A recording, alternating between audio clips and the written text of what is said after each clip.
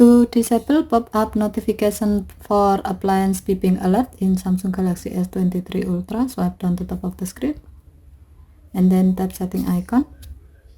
Scroll down the screen to find accessibility.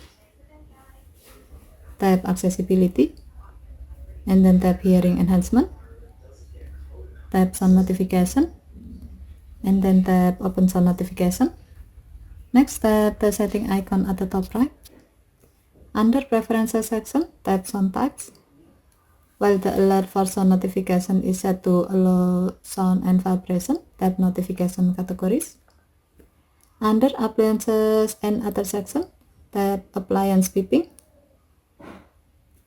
While the alert for appliance beeping notification is set to alert, tap the blue on off switch next to show as pop-up to disable this option.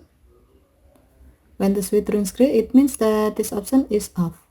By doing this, when some notification feature is on and it detects an appliance beeping near you, your phone will not show the notification as pop-up. Okay, thank you for watching. Have a nice day.